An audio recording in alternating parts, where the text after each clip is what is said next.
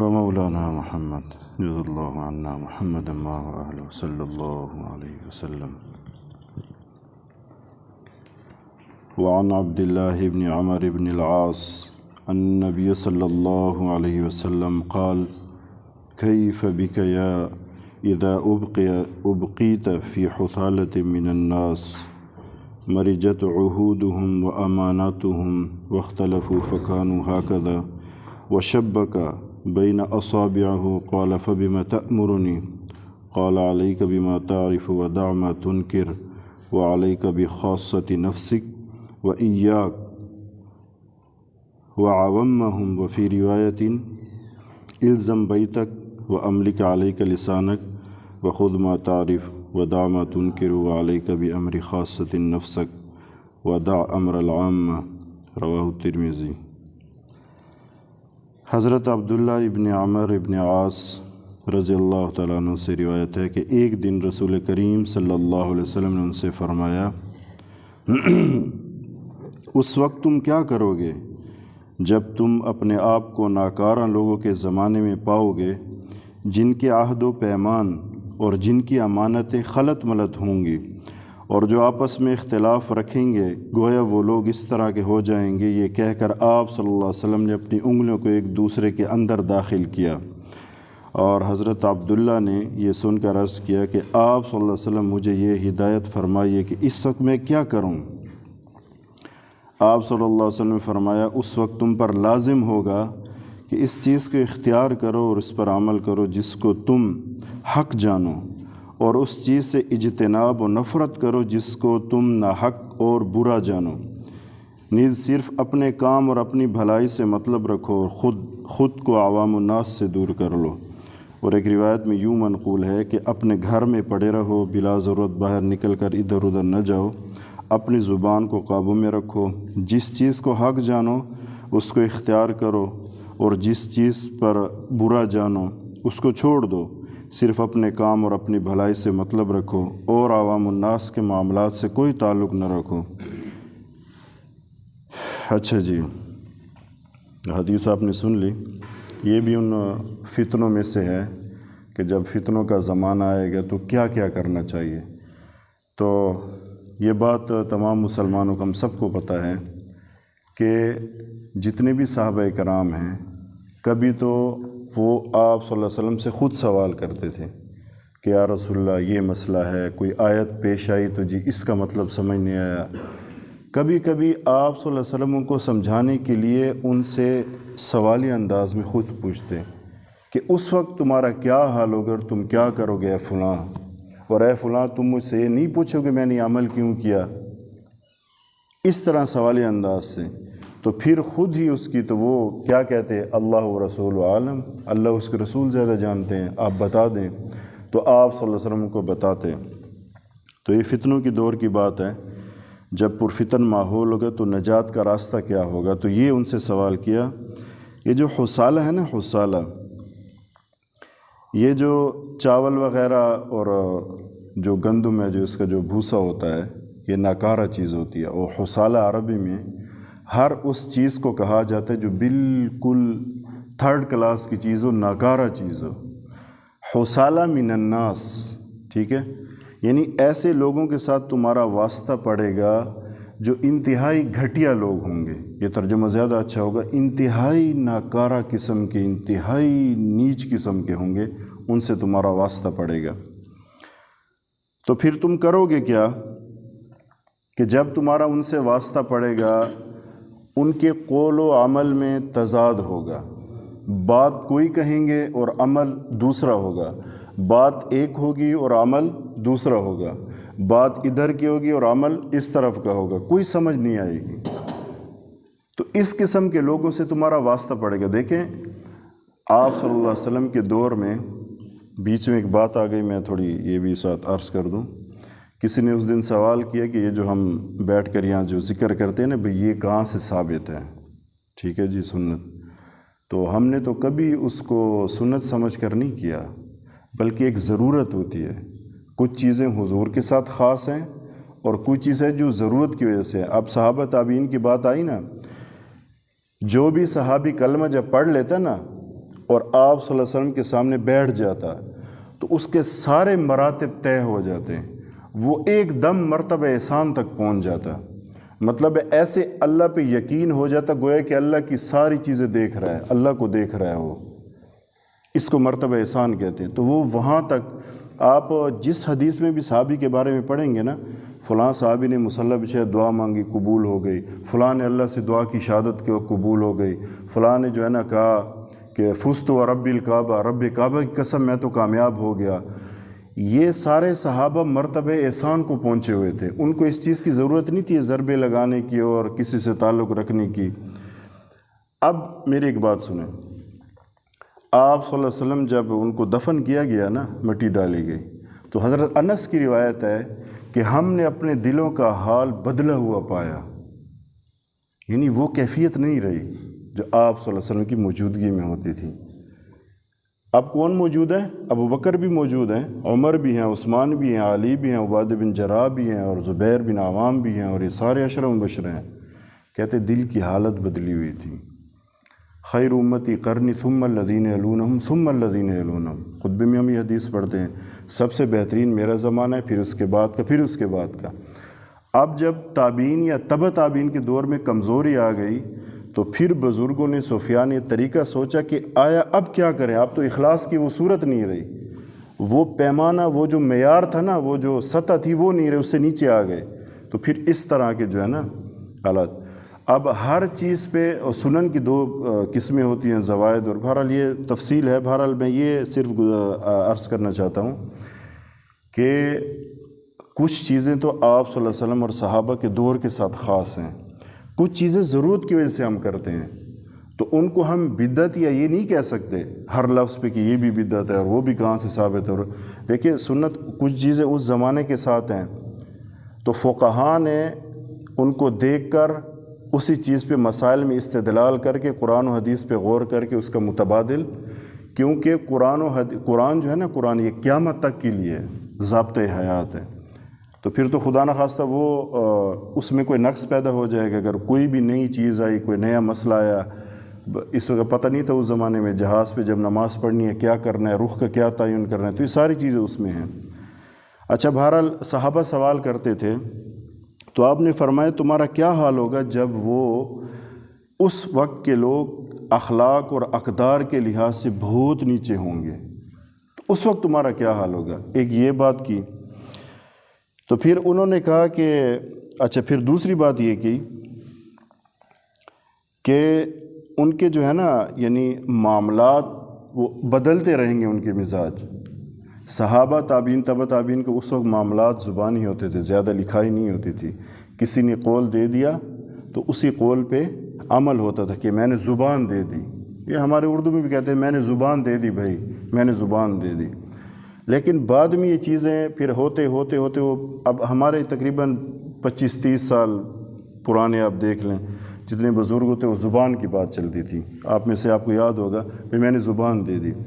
بعد میں ایسے گڑبڑ معاملات پیدا ہوئے کہ اب لکھائی سے مکر جاتے ہیں، یعنی عام عوام کا یہ حالت ہو جائے گی، پیشوا تو پھر سونے پہ سوا گئے، ٹھیک ہے جی۔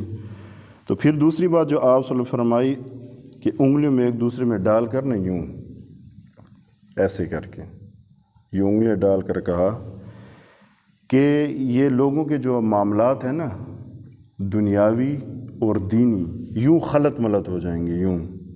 اس کا مطلب علماء یہ لکھا ہے کہ ان کا پتہ نہیں چلے گا، ان کے دین کا اور ان کی دنیا کا کچھ پتہ نہیں چلے گا۔ مثلا آج ہمارے سامنے بات ہے، آپ کسی بھی جو ہمارے خصوصاً بڑے ہیں، جن کے ہاں جو ذمہ داری جن نے سنبھالی ہوتی ہے سیاسی طور پہ ہر اعتبار سے، میرا کسی کی جانب اشارہ نہیں ہے، عام مطلق جنرلی بات کہہ رہا ہوں، تو آپ جب ان کے پاس جائیں گے نا، تو جو ان کی زبانی باتیں ہوں گی نا، وہ اتنی پیاری، اتنی میٹھی، ایسی جاذب قسم کی ہوں گی نا، آپ کہیں گے یار یہ بندہ سچا ہے، یہ بندہ بڑا سچا ہے، بہت زبردست بندہ ہے۔ اور اس کے اندر کے معاملات وہ دوسرے ہوں گے۔ کسی کو سیاست کہا جاتا ہے، ادھر کی ادھر، ادھر کی ادھر، جھوٹ کو ادھر ادھر، نہ کوئی عہد و پیمان ہے، نہ کوئی جو ہے نا۔ اچھا، وہاں یہ بھی لکھا ہے امین و خائن کا، اچھے اور برے کا پتہ نہیں چلے گا۔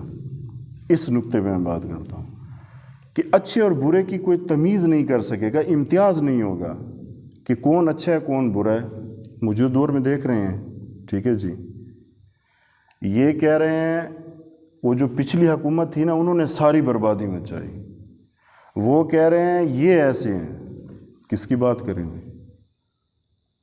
ٹھیک ہے جی، ملک کا بیڑا غرق کر کے رکھ دیا، عوام کو پیس کے رکھ دیا، تباہ کر کے رکھ دیا۔ کس نام پہ ملک بنا تھا اور اس کی حالت کیا بنا کے رکھ دی۔ ذمہ دار کوئی بھی اپنے آپ کو نہیں کہتا۔ تو ایسی صورت میں پتہ کون چلے؟ اب یہ پتہ، یہ دیکھو فتنوں کی بات ہے نا، اللہ ہمیں محفوظ فرما، اللہ ہمارے ملک کو ترقی دے، اور اللہ ہماری عوام پہ، ہم پہ، ہماری پاکستانی قوم پہ۔ ایک مرتبہ حاجی عبدالوہاب سے کمرے میں بیٹھے ہوئے تھے، مولانا فہیم صاحب ان کے خادم تھے، تو کچھ لوگ ملنے آئے ایسے، کوئی کسی سیاسی قسم کے، ہم وہاں بیٹھا ہوا تھا، تو بات چل رہی تھی جی وہ حالات ایسے ہیں، یہ 2001 کی بات ہے، یہ حالات ایسے ہیں اور یہ ہو رہا ہے اور وہ ہو رہا ہے۔ مولانا فہیم سے سارے باتیں سننے، ایک ٹھنڈی آہ بھری اور فرمایا کہ اس پتہ نہیں اس کو کیا نام تھا اس کا، کہ جی بات ایسی ہے، ہر چیز کے ہوتے ہوئے معدنیات، ہر چیز اللہ نے مالا مال کیا ہوا ہے ہمارے ملک کو، زرعی چیزیں بھی ہیں، معدنیات بھی ہیں، سونا چاندی ہر چیز ہے، پھر بھی ہم بڑی بدقسمت قوم ہیں، پھر بھی یعنی سب کچھ کے ہوتے ہوئے بھی کچھ نہیں ہے۔ یہ جواب تھا ان کا۔ تو بہرحال یعنی یہ دور ایسا ہوگا کہ اس میں آپ یہ نہیں سمجھ سکیں گے کہ یار یہ بندہ کیسا ہے، اس کا دین کیسا ہے، وہ ایسے خلط ملط ہوں گے نا آپس میں، ٹھیک ہے۔ اس کا دوسرا مطلب یہ ہے کہ آپس میں گتھم گتھا، یعنی ان کے حالات اتنے سخت ہوں گے، چھوٹی چھوٹی بات پہ آپس میں جھگڑے بھی ہوں گے ان کے، یہ بھی ایک مطلب لیا۔ لیکن وہ جو پہلا مطلب ہے نا کہ جس کا بالکل پتہ نہیں چلے گا، تو ایسے ہوں گے۔ اچھا، پھر فرمایا کہ اپنے زبان پہ قابو رکھنا، یعنی جب تمہیں یہ پتہ نہ چلے نا کہ اس میں ٹھیک کون سی ہے غلط کیا ہے، کسی نے اگر کوئی بات کہہ دی، اب اس میں جیسے ہماری حالت بنی ہوئی ہے، ہم کسی پہ کم از کم میں اپنا کہہ رہا ہوں، مجھے تو کوئی سمجھ نہیں آ رہی کہ کون ٹھیک ہے کون غلط ہے، اس میں چپ رہو، ٹھیک ہے۔ تو اپنی زبان کو قابو میں رکھنا، جب تمہیں کسی چیز کا نکھیڑا نہ ہو، کسی کا امتیاز نہ ہو، کسی چیز کی سمجھ نہ آئے امر، تو پھر اپنی زبان کو خاموش رکھنا، اس میں رائے نہ دینا، بولنا نہیں جس چیز کا، کیونکہ دیکھو نا، اگر کسی حق بات کا مجھے پتہ ہے یا آپ میں سے کسی کو پتہ ہے اور وہ حق بات نہیں کہتے، یہ تو ٹھیک نہیں ہے۔ خصوصاً جو پیشوا ہیں نا، جو ذمہ داری ہیں، جو علماء ہیں، ممبر پہ بیٹھنے والے ہیں، مدارس میں ہیں، جو بڑے عہدوں پہ ہیں، ان کو تو حق بات کہنی چاہیے، ورنہ وہ حدیث میں ہے نا کہ گونگے شیطان بھی نہ بنو، دوسری طرف جو حدیث ہے۔ یہاں ایک چیز ہے کہ پیچھے جو ایک حدیث گزری ہے اس میں کہ حضرت حذیفہ رضی اللہ، ان کو حضور نے کہا جب ایسے حالات ہوتے ہیں حذیفہ تم بالکل جنگلوں میں چلے جانا اور کٹ کے رہنا لوگوں سے، جبکہ حضرت عمر کو کہہ رہے ہیں کہ آپ لوگوں میں رہنا لیکن زبان کو بند رکھنا، اور جب ایسے لوگ تمہیں ملے جن کا کچھ پتہ نہ چلے، اچھے ہیں برے ہیں، ٹھیک ہے، صالح ہیں نیک ہیں، اچھے ہیں یا برے ہیں، امانت دار ہیں یا خائن ہیں، نیکوکار ہیں یا گناہ گار ہیں، کچھ پتہ نہ چلے، تو پھر کیا کرنا؟ اور اس قسم کے جب لوگ آئیں گے تو تم اس وقت کیا کرنا؟ اپنی زبان کو قابو میں رکھنا، اور کیا کرنا؟ کام سے کام رکھنا، اپنے کام سے کام رکھنا، یعنی کسی کی باتوں میں، کسی کے ساتھ تعلقات، لیکن رہنا لوگوں میں ہے۔ تو اس کا جواب یہ لکھا ہے محدثین نے کہ دراصل آپ صلی اللہ علیہ وسلم ہر شخص کی حالت کے مطابق بات فرماتے تھے۔ بہت سی حدیثوں میں یہ آتا ہے کہ ایک آیا یا رسول اللہ کون سا عمل میں میرے لیے بہتر ہے، افضل ہے کون سا عمل؟ حضور نے فرمایا تم جہاد پہ جاؤ۔ ہاں، ایک دوسرے موقع پہ صاحب یہ یا رسول اللہ کون سا عمل ہے جو میں کروں اور جو افضل ہو میرے لیے؟ فرمایا کہ ماں کی خدمت کرو۔ پھر تیسرا ہے کہ یا رسول اللہ کون سا عمل ایسا ہے جو میرے لیے افضل ہے، جو میں کروں افضل ہو مجھے؟ تم خرچ کیا کرو۔ تو اپنی اپنی حالت کے مطابق حضور جواب دیتے۔ ان کو یہ جواب دے حضرت حذیفہ کو کہ آپ ایک طرف کٹ کے رہو، ان کو کہا کہ لوگ میں رہو لیکن خیال رکھو، اگر کسی چیز کی سمجھ نہیں آ رہی، کوئی نکھیڑا نہیں ہو رہا، کوئی بات سمجھ نہیں آ رہی، تو خاموش ہو جاؤ، حق بات اگر تمہارے سامنے حق بات آگے پھر تو کہو، لیکن اگر نہیں سمجھ آ رہی جیسے ہماری حالت بنی ہے اس وقت تو پھر خاموش رہنا، ٹھیک ہے جی۔ اور یہ خاموشی ہمارے لیے جو ہم کچھ کر نہیں سکتے، لیکن ان لوگوں کے لیے جن کے اوپر ذمہ داریاں ہیں، جو ذمہ دار لوگ ہیں، جن پہ ذمہ داریاں، حکومت کی ذمہ داریاں لی ہوئی ہیں، علاقے کی ذمہ داری لی ہوئی ہے، ہماری انتظامیہ ہے ضلع کے حساب سے، صوبے کے لحاظ سے، ان کے لیے نہیں ہے کہ تم خاموش رہو، ان کے لیے کہ تم عمل کرو۔ جس چیز کا ذمہ لیا ہے نا، جس کی تنخواہ اور مراعات لے رہے ہو، وہ تمہارے ذمے ہیں، اس کا تم سے پوچھا جائے گا۔ دوسری گزارش یہ کر رہا تھا، ابھی جمعے کا موضوع بھی استغفار پہ چل رہا ہے، آپ نے بھی حالات دیکھے ہوں گے ترکی اور شام کے بعض علاقوں میں شدید ترین 7.8 کا کہہ رہے ہیں، کوئی 5 کا انتہائی سخت ترین زلزلہ ہے۔ اور مجھے یہ سمجھ نہیں آتی، جب کرونا کی بیماری تھی تو یہ حالت تھی، اب بھی یہ حالت ہے۔ کہتے ہیں یہ شاید کسی ہو سکتا ہے کوئی سازش ہو، صرف مسلمان مل کو اس کے رینج میں آ رہے ہیں۔ وہ اس کا آسان حل یہ ہے کہ اگر سازش ہو تو سازش اگر اللہ نہ چاہے تو کبھی کامیاب نہیں ہو سکتی، چاہے کوئی جتنا بھی زور لگا لے۔ ہمارا ایمان ہے، کیونکہ اللہ کی قدرت، اللہ کی طاقت سب سے زیادہ ہے، اللہ کے سامنے کوئی چیز نہیں ٹھہرتی۔ یہ آج کے کیا ہے جو پہلے فرعون اور نمرود اور شداد گزرے ہیں، ان کے پاس تو کچھ بھی نہیں ہے۔ ہزار سال عمر، 300 سال میں تو بچے ہوتے تھے، 500-600 سال میں جوان ہوتے تھے، نہ کبھی دانت میں درد، نہ کبھی سر میں درد، اور بادشاہت فل، یعنی ابرو کے ایک اشارے پہ گردن اٹھ جاتی تھی۔ یوں دربار میں بیٹھے ہیں، ابرو کا اشارہ کیا، گردن کٹ گئی۔ ان کے اشاروں پہ بات چلتی تھی، ہر وقت 10 بستہ ان کے سامنے کھڑے ہیں درباری، ان کے نوکر چاکر۔ ان کو اللہ نے کیسے تھا، قوم عاد کہ ابھی میں نے وہ دیکھی تھی کسی جگہ دریافت، شاید اتنی بڑی بڑی کھوپڑیاں، بڑے بڑے طاقتور لوگ، کیسے پٹخ کے مارا، کیسے تباہ و برباد کر دیا۔ یہ بات نہیں ہے۔ اگر ہم یہ سوچیں گے نا تو ہم اعمال کی طرف نہیں آئیں گے۔ بہرحال میں مختصر یہ کہنا چاہتا ہوں کہ جب زنا زیادہ ہوتا ہے نا، زنا نکاح کی جگہ جب زنا مسلم معاشرے میں، ہم خصوصاً، اور اگر ہمارے مسلمان ملک میں نقصان ہوگا تو یہ اس لیے ہے کہ اللہ تعالیٰ کو اپنوں سے زیادہ گلہ ہوتا ہے۔ وہ ہیں نا غیر مذہب ہیں، کوئی بھی ہیں، وہ زنا کرتے ہیں نا، تو شاید ان کو اللہ کچھ نہ کرے، کبھی کبھی عذاب، لیکن ہمیں اللہ جلدی پکڑے گا جو مسلمان ممالک ہیں، کہ تمہیں تو سب چیز کا پتہ ہے، قرآن کا پتہ ہے کہ ہر چیز کا، گناہوں کا ہر چیز معلوم ہے، پھر بھی گناہ کر رہے ہو۔ تو ان کے لیے دعا کرنی چاہیے، اللہ جو ان کا نقصان ہوا ہے، جو شہید ہوئے ہیں، بہرحال اللہ نہ کرے، اللہ نہ کرے یہ کبھی ایسا نہ ہو۔ ہماری حالت بھی یہاں بہت عجیب ہے، فحاشی اور یعنی زنا عام ہے اور سستا ہو گیا بہت۔ شادیاں اور نکاح جو حلال چیز تھی وہ ہم نے خود اس مسلم معاشرے نے وہ بہت مہنگی کر دی، اور اس کے نتیجے میں اس کے بالمقابل زنا بڑا سستا ہو گیا۔ اور اکثر زلزلے یہ زنا کی وجہ سے آتے ہیں۔